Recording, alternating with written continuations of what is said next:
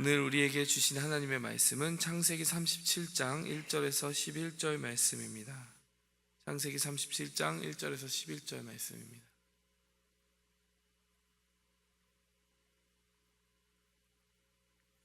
야곱이 가나안 땅 곧 그의 아버지가 거류하던 땅에 거주하였으니 야곱의 족보는 이러하니라. 요셉이 17세 소년으로서 그 형들과 함께 양을 칠 때에 그의 아버지의 아내들 비라와 실바의 아들들과 더불어 함께 있었더니 그가 그들의 잘못을 아버지께 말하더라.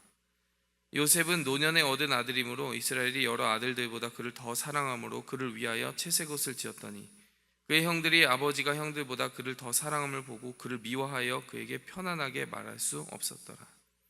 요셉이 꿈을 꾸고 자기 형들에게 말하매 그들이 그를 더욱 미워하였더라. 요셉이 그들에게 이르되 청하건대 내 꾼 꿈을 들으시오.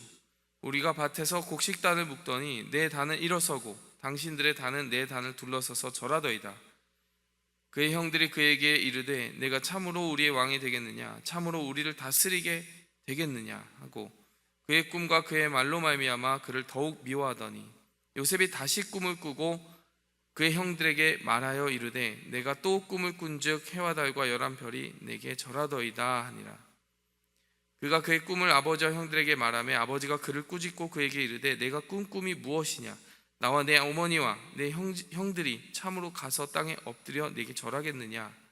그의 형들은 시기하되 그의 아버지는 그 말을 간직해 두었더라. 아멘. 지난 시간에는 우리가 요셉이 얼마나 아낌없는 그 사랑을 받고 자랐는지에 대해서 집중적으로 좀 긍정적인 측면을 위주로 생각을 해보았습니다. 어떠한 사랑을 받았느냐, 자기가 너무 사랑했던 그 여인 라헬, 그리고 그 라헬을 일찍 떠나보내야 됐기 때문에 사진 한 장 없는, 사진이 아예 없죠, 그 시대에는. 그 라헬을 그리워하는 마음으로 라헬을 닮은 요셉을 바라보았을 것이다, 시선이 있었다, 이런 얘기를 했습니다. 또 요셉에게 특별하게 그 마음으로만 애틋한 마음을 품은 것이 아니라 그것을 표현하는 한 가지 방법으로 채색옷을 지어 입히는 그런 사랑을 보여주었다. 그런데 그것이 하나님 아버지가 우리를 향하여 가지고 계신 그리고 표현하는 그 사랑의 모습과 방식과 유사하다라는 얘기를 했습니다. 하나님 아버지가 우리를 보실 때요, 십자가에 죽으신 그리스도를 바라보는 시선으로 우리를 보신다. 그리고 그냥 말로만 사랑해 주시는 것이 아니라 옷을 입혀주신다라고 했습니다. 의의 옷을 입혀주신다. 채색 옷을 마치 입혀주었던 야곱의 모습처럼. 그 사랑을, 진심 어린 사랑을 어려서 받은 요셉이었기 때문에요, 17세의 나이에 정말 성인이라도 이겨내기 어려운 그런 극심한 시련 가운데 던져졌을 때 요셉이 중심을 흔들리지 않더라는 거예요. 그 사랑을 알기 때문에, 그 사랑을 받았기 때문에 자신의 가치에 대한 확신을 흔들리지 않았다는 것입니다. 그러면 이러한 사랑을 주고받자, 이런 말씀을 좀 나누었습니다. 그런데 제가 말씀의 말미에 이런 얘기를 했습니다. 야곱이 그런데 그런 하나님 아버지를 닮은 그 사랑을 요셉에게 보여주긴 했는데 문제가 있었다. 편애하는 사랑이었다, 이 이야기를 했습니다. 다 좋은데 편애하는 사랑이었다는 거예요. 여러분, 우리가 아무리 온전함을 찾으려고 해도요, 하나님을 닮은 어떤 일부분이 있다 할지라도 참 인간의 한계가 이런 것 같아요. 완전할 수는 없다라는 것입니다. 오늘 우리가 말씀을 통해서 살펴볼 부분은요, 그 야곱의 좋아 보였던 그 사랑의 뒷면에 있는 그림자를 좀 살펴보려고 해요. 그래서 하나님이 어떤 은혜를 우리에게 예비하여 주시는가, 그것을 살펴보려고 하는데, 첫 번째로 살펴볼 수 있는 것은요, 정말 깨어지고 부족하고 완전하지 않는 우리의 모습조차 붙들어서 사용하시는 하나님의 모습을 볼 수 있다는 것입니다. 지난 시간에는 야곱의 그 사랑의 긍정적인 측면을 좀 보았어요. 적어도 요셉에게는 긍정적인 측면이 있었죠. 그런데 오늘 본문 말씀을 좀 더 통전적으로 보게 되면, 그 문맥을 전부 살펴보게 되면, 문맥적으로 보게 되면 요셉의 사랑이 그렇게 온전하지 않았습니다. 왜 그렇습니까? 간단하죠. 요셉에게만 그렇게 사랑을 보여주었기 때문이잖아요. 그러니까 4절 말씀에 어떤 일이 벌어집니까? 그의 형들이 아버지가 형들보다 그를 더 사랑함을 보았다라는 거예요. 눈에 보일 정도로 편애를 했다는 것입니다. 옷을 다르게 입혀주는데 눈에 보이지 않겠습니까? 예, 어려서도 저가 어렸을 때 생각을 해보면 저희 동생도 항상 그런 점을 어려워했던 것 같아요. 뭐 다른 게 아닙니다. 2살밖에 차이가 안 나니까요, 제가 입던 옷을 물려 입어야 되는 거죠. 제가 먼저 새 옷을 입고 나면 2년 정도 후에 그 옷을 똑같이 입어야 되니까 얼마나 마음이 불편하겠어요. 이것은 이렇게 야곱처럼 일부러 딴 옷을 지어 입힌 건 아니지만 좀 죄송하게 된 일이죠, 동생에게. 근데 그것도 참 힘들어 하더라고요, 동생이. 일부러 그렇게 막 편애하려고 하는 게 아니라 좀 실용적인 측면에서 그렇게 한 건데, 근데 이건 아예 지어 입혔대잖아요. 그러니까 얼마나 힘들었겠습니까? 그래서 그를 미워했다. 그리고 그에게 편안하게 말할 수 없었더라. 그러니까 야곱의 편애라는 것이 관계를 망가뜨리기 시작했다는 거예요. 그냥 요셉에게 긍정적인 역할을 한 것, 그것만 있는 것이 아니라 사랑이 편중되기 시작하니까 다른 관계들을 망가뜨리는 역할을 하게 되더라는 것입니다. 여러분, 우리가 가족 관계 혹은 교회에서 교우들과 맺는 그 관계들 속에서 우리의 그 사랑, 베푸는 사랑이 얼마나 온전한가를 평가하는 그 척도로서 좀 편중되지 않는 사랑이라고 하는 그 부분을 좀 살펴봤으면 좋겠어요. 내가 얼마나 차별 없이 사랑하고 있는가. 그러니까 내가 가까워지고자 하는 사람하고만 가까워지려는 그런 본성은 없는가. 항상 이것을 점검해야 됩니다. 교회가 건강하다면요, 우리가 끼리끼리가 없습니다. 그러니까 나와 익숙한 사람들과만 어울리려는 그 본성을 좀 거스르려는 노력이 생기게 돼요. 제가 지난주 설교에 주일 설교에 청년들에게도 그렇게 얘기했습니다. 끼리끼리가 그 자체로 아주 악한 것은 아니다. 사람은 한번 자기랑 좀 비슷한 사람하고 한 번 더 말을 섞게 되고, 한 번 더 말을 하게 되면 그 사람하고 더 친하게 되고, 더 친하니까 앞으로 그 사람하고 계속 더 얘기하게 되고.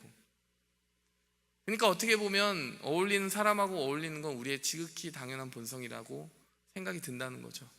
여러분, 근데 그렇게만 해서는, 여러분, 그것이 세상에서 그냥 설명해 줄 수 있는, 정당해 줄 수 있는 그 설명은 되겠지만요, 그리스도 예수의 사랑을 닮아가는 그리스도인의 길이라고 볼 수 있겠습니까? 예수님은 정말 익숙하다 못해 그곳에 속해 계신 하늘의 궁전을 버리고 우리에게 오셨잖아요. 그 벽을 뛰어넘으셨잖아요. 우리도 그래야 된다는 겁니다. 우리 안에 더 편한 사람, 더 사랑해주고 싶은 사람, 안 그래도 좀 더 저절로 손이 가는 사람이 있을 수 있어요. 근데 그 안에 머무는 게 너무 자연스러운 거 아니야? 당연한 거 아니야? 이렇게 생각할 수도 있어요. 근데 그렇게 하다 보면 깨어진다는 거예요. 반드시 깨어지게 된다는 것입니다. 여러분, 야곱의 이 사랑의 부족한 모습이 관계를 어떻게 깨어뜨렸느냐, 이것을 보시면서 우리가 그 부분을 한번 살펴봤으면 좋겠어요. 근데 정작 더 큰 문제는요, 이 가족들과의 관계뿐만이 아니라 지금 요셉에게도 나타나고 있습니다. 2절 말씀에 보니까요, 요셉이 지금 17세 되었는데 아버지의 아내들 비라와 실바의 아들들과 더불어 함께 있었더니 그가 그들의 잘못을 아버지에게 말하더라. 자, 이 부분에 문제가 발생하고 있습니다. 자, 어떤 문제가 발생하고 있는 걸까요? 요셉이 편애를 받다 보니까 너무 잘하는 거예요. 내가 아버지의 사랑을 독차지하고 있구나, 이걸 너무 잘하는 거예요. 그러니까 형제들의 죄를, 잘못을 다 보면은 그것을 다 모아다가 아버지한테 다 일러바치는 겁니다. 요셉의 인격이 어떻게 되고 있는 거예요? 자기 중심적으로 변하고 있는 것입니다. 조금 더 자세히 살펴볼까요? 요셉이 지금 일러바치고 있는 그 아들들의 잘못이라고 할 때 그 아들들은 누구의 소생입니까? 여기 보니까 빌하와 실바라고 되어 있습니다. 근데 이름 하나가 빠져 있죠? 레아의 아들들은 어디 있죠? 레아의 아들들이 없습니다. 레아의 아들들 6명이 이 가정에 있는데 레아의 아들들의 잘못은 일러바치지 않았다는 거예요. 레아의 아들들은 가정교육을 잘 받아가지고 잘못을 안 저질렀을까, 이런 생각을 할 수도 있지만 그렇진 않았을 거예요. 똑같이 잘못을 저질렀겠죠. 근데 요셉이 얼마나 영리한지, 조금 안 좋게 말하면 영악한지, 레아는 정실 부인의 아들들이잖아요. 레아가 정실 부인이고 그 아들들은 그 가정에서 스테이러스가 있잖아요. 지위가 있잖아요. 그러니까 건드리지 않는 거예요. 다 아는 거죠. 쟤네 종들의 아들들, 이렇게 비라와 실바의 아들들이 자기보다 형인데도 불구하고 종들의 아들들. 벌써 요셉이 뭐 하고 있는 거예요? 악하게 차별하고 있는 것입니다. 계급과 상하 구조를 만들고 있는 것입니다.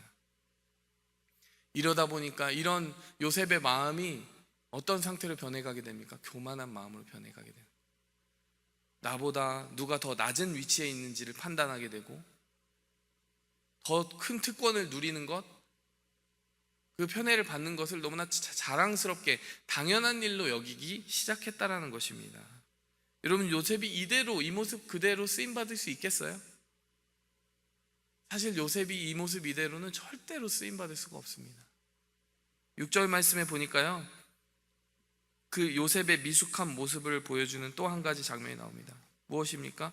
자신의 꿈을 자랑스럽게 이야기하는 거예요. 근데 그 꿈은 누가 들어도요, 요셉이 으뜸이 된다 뭐 이런 내용이에요. 이미 그 가정에 펼쳐지고 있는 일인데 그걸 굳이 콕 집어 내는 그 꿈을 이야기하는 그 모습을 보십시오. 근데 여기까지는 어떻게 보면 실수로 그랬을지 몰라요. 근데 두 번째 꿈도 또 9절에 보니까요, 형제들한테 고스란히 말합니다. 근데 이게 왜 문제냐? 첫 번째 꿈을 꾸고 이야기를 했을 때 형제들의 그 낯빛을 봤거든요. 형제들이 어떻게 반응을 합니까? 6절에 보니까 6절, 7절, 8절에 보니까 네가 참으로 우리의 왕이 되겠느냐, 우리를 다스리겠느냐, 어떻게 하는 거예요? 불편해하고 있잖아요. 근데 불편해하는 걸 봤는데 두 번째 꿈을 또 꾸고 나니까 또 그 얘기를 또 하는 거예요. 그러니까 이거는 실수가 아닌 거죠. 형들이 불편해하든 말든 상관없어, 이거예요. 배려가 없는 것이죠. 여러분, 사실 요셉이요, 그리고 10절에 보니까 아버지한테까지 그 꿈을 얘기하는 겁니다. 요셉이 얼마나 자기중심적이고 이기적이고 교만한 사람으로 커왔는지에 대해서 충분히 알 수가 있는 것이죠. 여러분, 우리가 일단 여기까지 볼 때는 요셉을 봐서도 그렇고, 요셉이 다른 형제들과 가지고 있는 그 관계의 모습을 봐서도 그렇고, 야곱이 자신들의 아들들과 가지고 있는 관계의 모습을 봐도 그렇고, 여러분, 정말 평범 이하의 수준 아닙니까? 깨어진 가정입니다. 엄밀히 말하면 이 가정에 소망이 없어요. 사실은 이대로 가면 우리가 여기서 한 가지 짚고 확실하게 하고 가야 될 그 복음의 좋은 소식은 뭐냐? 하나님 절대로 완성된 사람 쓰지 않으십니다. 하나님은 깨어지고 부족하고 연약하고 어딘가 모자라고, 여기 정말 시한폭탄 같은 가족이에요. 근데 이 가정도 쓰시기로 하나님 작정하시면 무조건 쓰신다는 겁니다. 여러분, 그렇기 때문에 하나님이 포기하지 않는 그 가정, 하나님이 포기하지 않는 공동체, 하나님이 포기하지 않는 관계를 우리가 포기해서 되겠습니까? 여러분, 우리가 이 부분에서 살피고 가야 되는 건, 너무나 부족함을 보면 볼수록 하나님이 이 부족한 가정을 쓰신 그 은혜가 더욱 놀라워지는 것입니다. 우리가 연약한 그 모습을 발견하면서 좌절할 이유를 발견하면 발견할수록 하나님이 그 가정을 사용하신 이야기가 더욱 놀라워지는 것입니다. 우리 자신의 삶의 것을 적용하면서 소망의 근거를 삼으시기를 축원드립니다. 두 번째로 우리가 살펴봐야 될 것은요, 하나님은 교만한 자를 그대로 쓰시지 못한다는 것, 반드시 겸손을 가르치셔서 쓰신다는 것입니다. 이 가정에 많은 이슈가 있어요. 그 모든 이슈, 편애의 이슈, 관계 형제들 간의 깨어짐의 이슈. 근데요, 이제 37장 이후로 스팟라이트는 누구한테 가냐면요, 요셉이란 한 인물에게 갑니다. 우리도 그 하나님의 시선을 따라서 요셉이란 한 인물을 집중해 볼 필요가 있어요.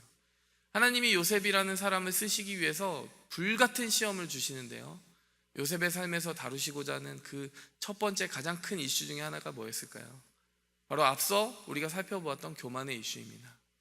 형제들의 감정을 조금도 생각하지 않고 이렇게 저렇게 이야기하고, 마치 계급이라도 있는 것처럼 자신이 누리고 있는 특권에 대해서 감사하기보다는 의기양양해진 그 모습.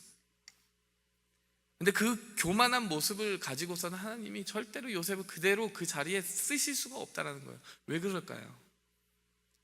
출애굽기 28장 21절에 보니까요, 여러분, 에봇이라고 아시죠? 제사장에게 판결 흉패를 하나님이 만들어주시는 제도를 디스크라이브 해주십니다.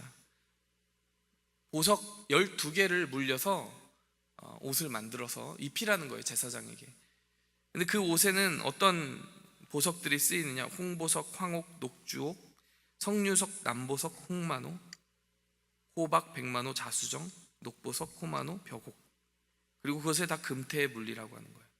그리고 그 보석에 이름을 다 새겨 넣는데 이스라엘 아들들의 이름대로 12 이름을 이렇게 새겨 넣느라는 것입니다. 하나님이 보실 때 12 아들들 어떻다라는 거예요?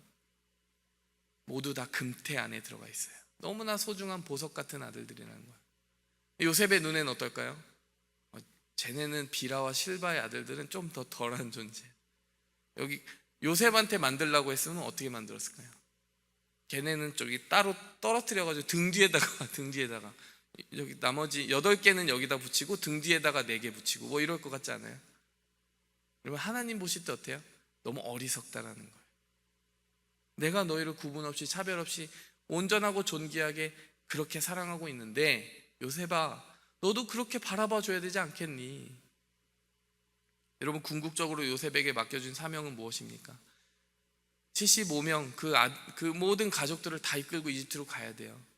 그리고 그들을 품어내야 됩니다. 그리고 용서해야 됩니다.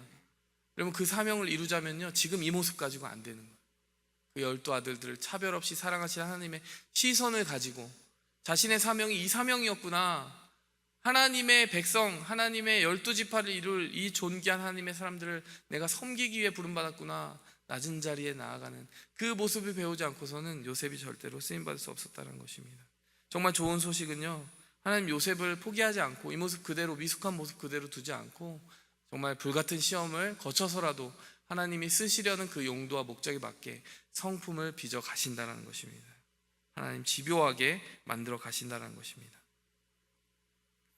여러분, 사실 교만이라는 것은요, 절대 하나님과 같이 갈 수가 없어요. 왜 그럴까요? 고린도전서 13장에 사랑장이라고 부르잖아요. 첫 번째 디스크립션이 무엇입니까? 사랑은 교만하지 아니하며 무리에 행하지 아니하며. 근데 교만하지 않다라는 거예요. 왜 그렇죠? 오늘 본문 말씀 봐서도 알겠지만 교만에서는 자기만 생각하게 되어 있습니다. 사랑과 교만은 같이 갈 수가 없는 거예요. 그런가 하면요, 예수님의 사랑을 묘사하는 그 챕터가 있어요. 빌립보서 2장. 빌립보서 2장에 예수님의 겸손을 뭐라고 이야기합니까?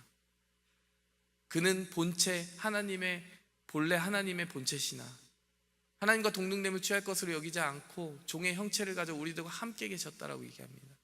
겸손하게 자기를 낮췄다라는 거예요. 왜 그렇죠? 우리를 품으시기 위해서.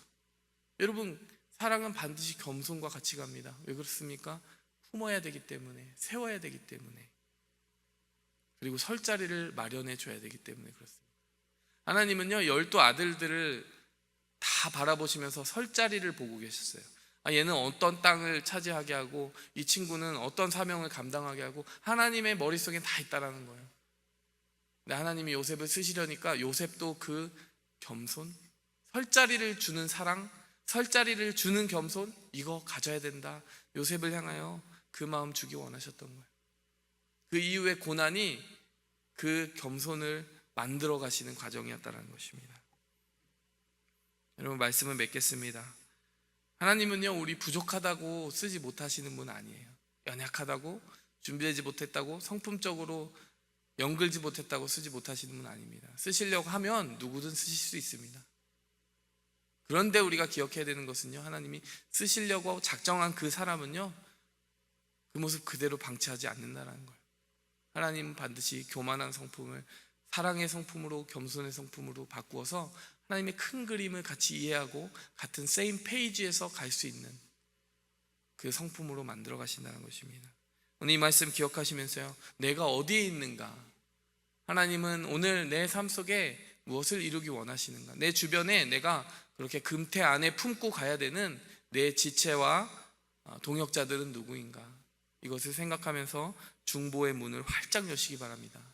함께 기도하시겠습니다. 하나님 아버지, 감사합니다. 오늘도 우리의 시선은 내 것, 내 가족, 내 직장, 내 것에만 머물 때가 많습니다. 그런데 하나님께서 요셉을 하나님 나라의 것, 하나님 나라의 커다란 도구로 사용하시고자 하니 요셉을 변화시키실 수밖에 없고 시험하실 수밖에 없는 오늘 이 본문 말씀을 바라보게 됩니다. 하나님, 우리의 삶 속에 우리의 그릇을 넓히시는 주님의 은혜를 입게 도와주시옵소서. 우리가 부족하고 연약한 모습을 주님께 드렸을 때에 주님의 그 사랑과 겸손을 더욱 닮아가게 도와주시고 그로 말미암아 더 많은 사람을 품을 수 있는 영적인 큰 그릇으로 거듭나게 도와주시옵소서. 예수 그리스도의 이름으로 감사하며 기도하였습니다. 이 시간 주기도문으로 마치시겠습니다. 하늘에 계신 우리 아버지여, 이름이 거룩히 여김 받으시오며 나라의 마옵시며 뜻이 하늘에서 이룬 것 같이 땅에서도 이루어지이다. 오늘날 우리에게 일용할 양식을 주옵시고 우리가 우리에게 죄 지은 자를 사하여 준 것 같이 우리 죄를 사하여 주옵시고 우리를 시험에 들게 하지 마옵시고 다만 악에서 구하옵소서. 이게 나라와 권세와 영광이 아버지께 영원히 쌓옵나이다. 오직 주의 사랑에